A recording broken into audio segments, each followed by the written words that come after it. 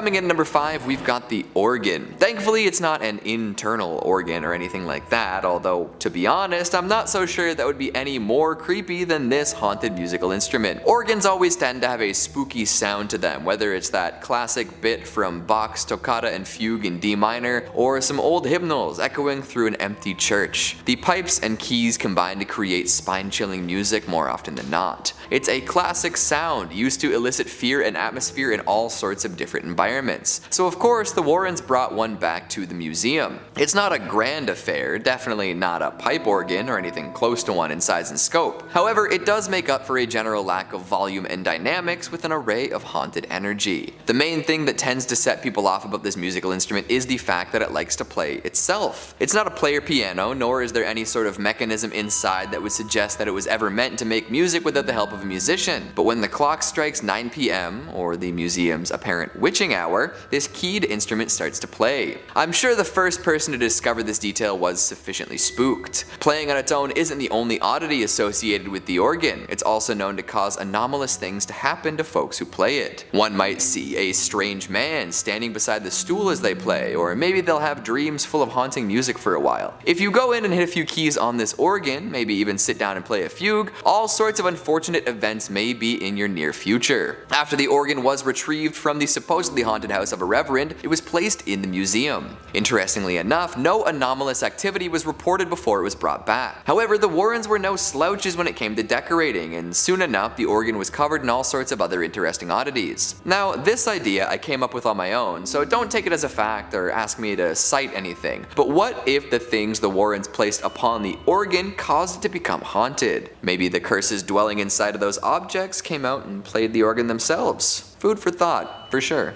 Coming in number 4, we've got human skulls. Speaking of objects that may or may not be cursed but also make for great decorations, the Warrens had quite the collection of human head tops. The pearly white bone matter that makes up the shield for our most important organ. That's right, plenty of human skulls in the museum. And not just for archaeological and medical purposes, these were skulls supposedly used in different satanic rituals. Oh boy. There's one in particular that stands out thanks to its interesting coloration and decorations. The eye sockets are painted bright pink and really pop, and some of the teeth are a yellowy gold, and there is a large star adorning most of the skull's forehead. It's placed on an ornate stand among a plethora of other spooky knickknacks. I guess I shouldn't really be comparing a human skull to a knickknack, but here we are. Now, like I said before, the human skulls accumulated by the Warrens were supposedly used in satanic rituals quite a few times. I can't really elaborate on exactly what that would look like, but the fact that they were there means that it's possible the skulls are now cursed. The demons contacted during said rituals could have left some sort of residual energy in and around the skulls, especially because they did originate from humans. Folks have been terrified of satanic rituals for ages, often using them as shorthand for scary, morally depraved activities. We might not be able to figure out exactly what happened with these skulls, but they definitely hold some sway over folks who might visit the museum. It's morbid, it's creepy, and it smacks of the paranormal. Just hope that this kind of thing never ends up happening to your skull. Or you know what, maybe you'd prefer that the top of your head ends up in a museum. That's one way to stick around for a while, right?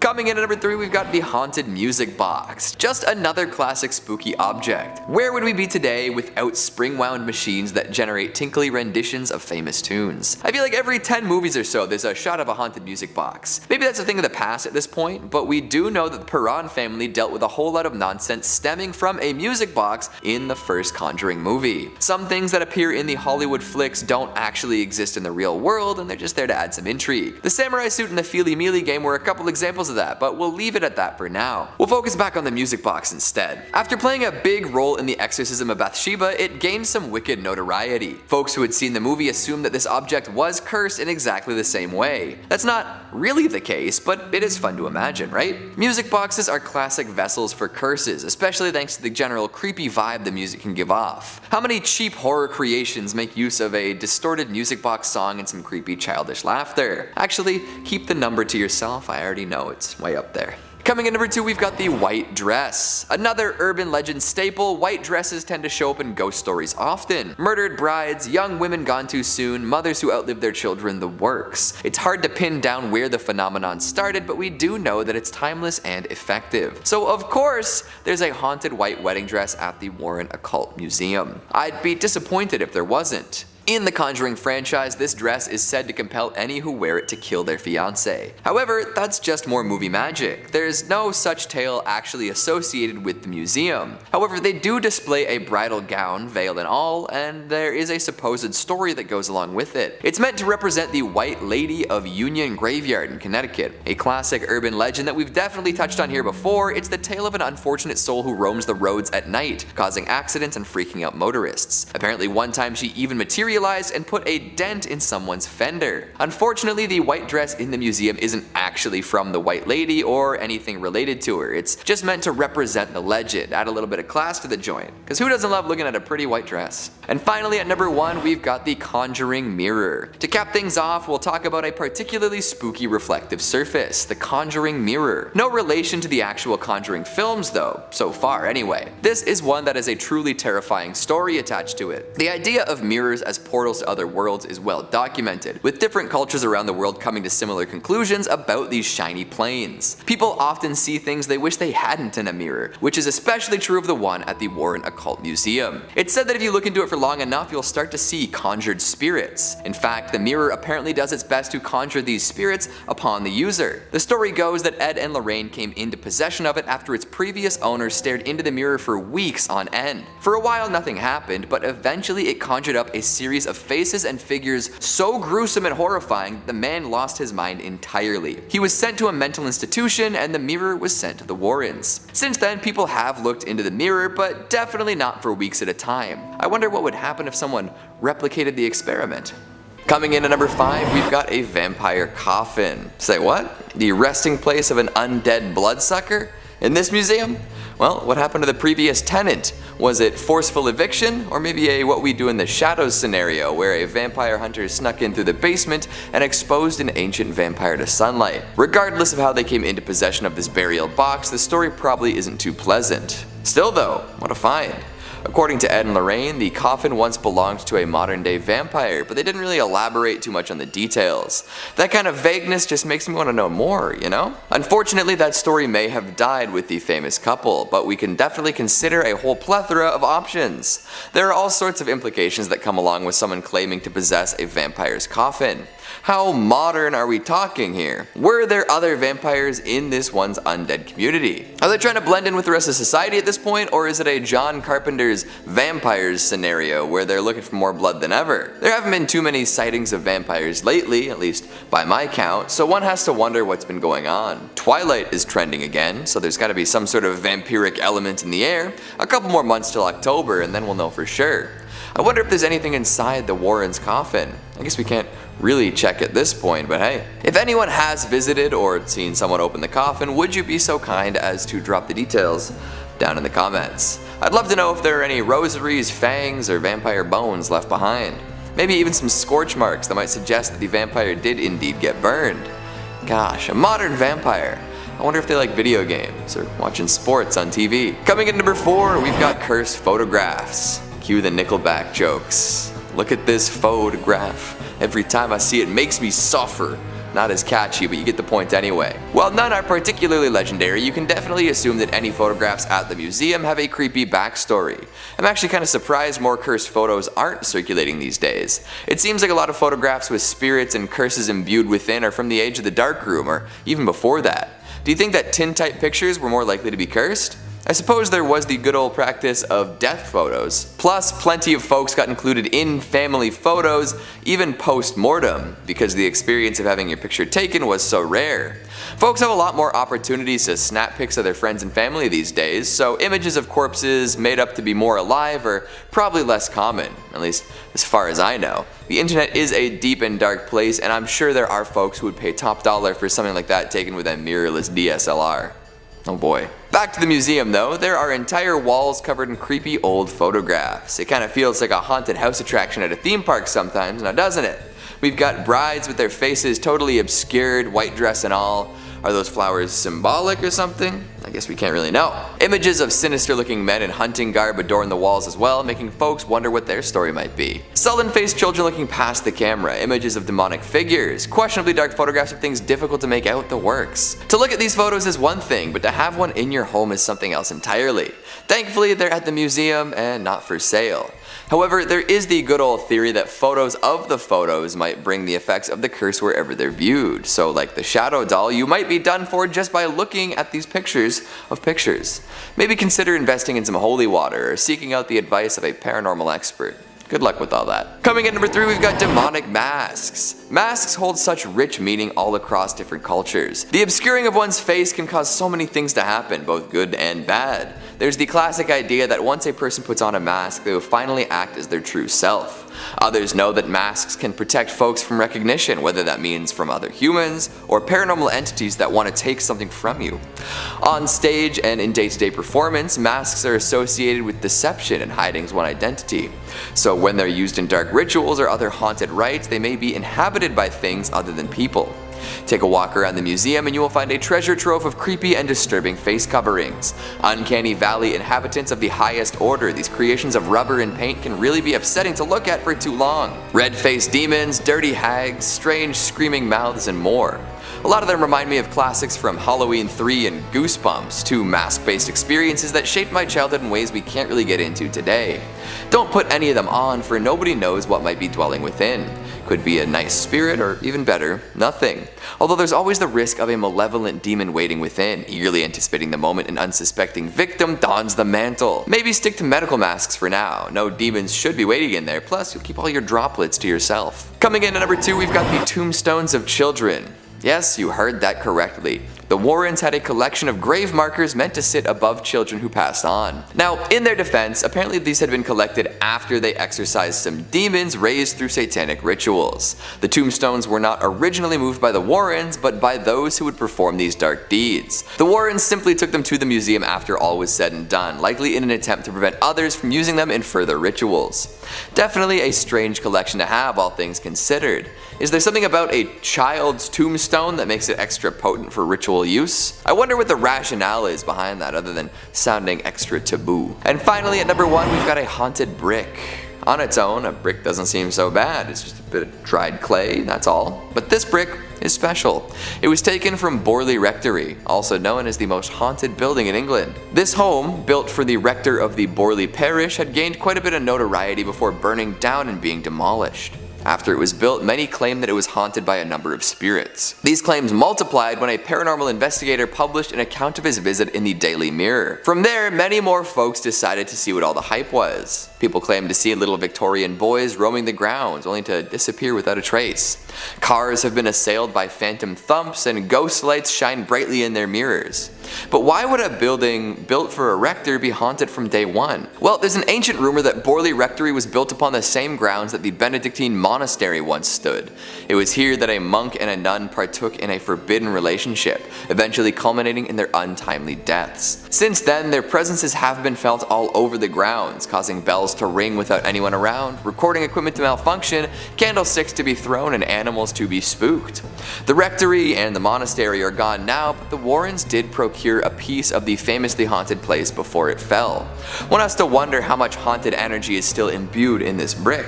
Would you be willing to pick it up? Who thinks spending a night in this museum would be a fun time? You'd probably see some really spooky stuff, that's for sure. It's hard to tell which items are the scariest because when it comes to the occult, things are never as they seem. Coming in at number 5, we've got a mask of Hannah Cranna. This item isn't necessarily intrinsically linked to the famous witch, but it is done up in her likeness and inspires folks to learn more about her magical ways. And that is impressive, so we'll talk about it. Way back when, in the far-off land of New England, there once lived a woman known as Hannah Cranna. She was an individual with a particularly short temper and a tendency to demand things of her neighbors with nothing offered in return. Come on, Hannah. Now, oftentimes her neighbors would say no to these demands, resulting in a bit of a tantrum from Miss Cranna. These could be scary and upsetting, but nothing too terrible, or so they thought. Often, after refusing Hannah Cranna a favor, these neighbors would have some misfortune befall them, and because of the rumors circulating, they didn't usually chalk this up to simple bad luck. No sir, they suspected witchcraft. The idea compounded over time, especially as things seemed to get worse around Hannah. Her husband wandered off into the night and perished after falling off a cliff. This put even heavier suspicion upon Hannah, who at this point was deemed a witch by all of her neighbors. And Hannah Cranna embraced this title with aplomb.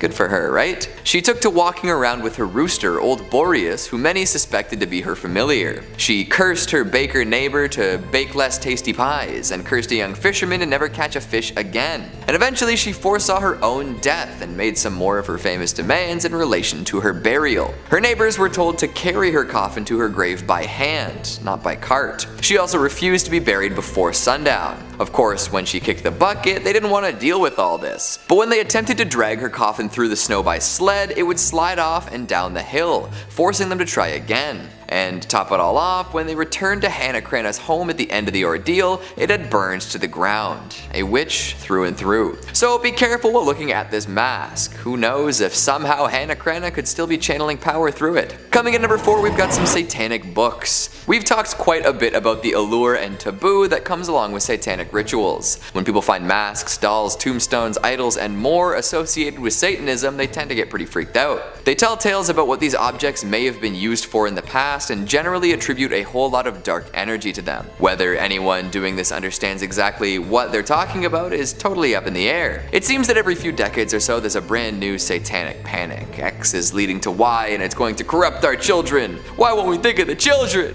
However, if folks took the time to attempt to understand what they were really talking about, I would bet that the panic might recede a little bit. The frantic reactions of the ill-informed will never stop, will they? On the many shelves of the Warren Occult Museum sit volumes and volumes of satanic books. These could be read by those afraid of what rituals might be impacting people around them, or they could sit there and look scary. If you're afraid of something, it is likely that you just don't understand it. Demystifying ideas and people and creatures is often a good way to really get to the core of what makes them scary, and then you can see them for what they really are. People would probably claim that all these satanic books at the museum are haunted or cursed or have a history of being used in evil rituals, but would never themselves read one to find out exactly what the contents entail. Maybe that saves them from being haunted, but also it could cause them to live in ignorance longer, using fear as an excuse to make broad assumptions and statements. I know this isn't a fantastic analysis of the actual books found at the Warren Occult Museum, but I feel like when discussing things like this, it can be helpful to encourage curiosity over fear. Who knows? Maybe you'll learn something useful. Hopefully without having to resort to rituals and sacrifices. Coming in number 3, we've got some samurai armor. I'll be honest right off the bat here. This armor, as creepy and cool as it is, doesn't actually exist. Like, it's showcased briefly in the Conjuring cinematic universe, but we don't learn all that much about it. The reason for the lack of apparent backstory is simple. They made it up for the movie. Bit of a letdown, I know. But for it to have screen time, that must mean that there is a wicked tale to be told about this battle-hardened human protector. It may have belonged to a famously brutal warrior, one who took the heads of all his victims on the battlefield. Their poor, unfortunate souls doomed to reside within the carapace until the end of time. Maybe the bloodthirsty soul of the samurai himself still resides in the armor. Perhaps the suit has a different story altogether, free from battlefield use. What do you think the story is behind this fictional item? Coming in number 2, we've got some glass eyeballs. They see you. In general, old school prosthetics fall under the uncanny valley classification. The folks making them didn't have the technology or experience to make them truly comfortable or convincing, so we often ended up with weird facsimiles of human body parts that are quite unsettling to look at. To be honest, I think the pirates had it right. Forget fake parts, let's just use peg legs and eye patches. Of course, that's not exactly the most dignified way to live one's life, and not everyone wants to look like a pirate with a hook for a hand. So even before we had high quality prosthetics for general use, folks did their best to make replacement parts. And so we ended up with stuff like this. 2 foggy glass eyeballs inside of what appears to be an Altoids tin, ready to peer into your soul at a moment's notice. That's a grim image. And apparently, these eyeballs are haunted. I'm not entirely sure what that means, but it must be blood-curdling. Maybe they float around at night, suspended in the air, implying a face that nobody can see. Or maybe a ghost without eyes pops them in from time to time, completing a face that went to the grave missing a couple of ocular grapes. No matter how you slice this, you've got a pair of roly-poly, disembodied eyeballs that cannot and will not blink. Things they must have seen. And finally, at number 1, we've got a dark magic doll. Unsurprisingly, the Warrens had a massive collection of scary dolls. Annabelle and the Shadow Doll are just the beginning, and are likely so well known compared to the others thanks to their relative power. These two will act on their own and often cause mischief and misfortune without being prompted. The dark magic doll is a little different, where it's still imbued with a curse, but has to be used by a human to take effect. According to Tony Spera, son-in-law of the Warrens, it operates kind of like a voodoo doll. By adding an image of the person you're attempting to harm to it, you can use it to cause plenty of pain in their life. Make the doll look like your target, perform a quick ritual, and maybe add some of their hair to the equation and you're set. Then you hang the doll and wait for it to take effect. Apparently those who are targeted by the effects of this magic doll will soon fall ill and eventually succumb to this illness. So don't be messing around with it for no reason. You've got to go in with intent. And just for funsies, please let us know if that's something you plan on doing in the future. Just so we know. We're not worried or anything, no way.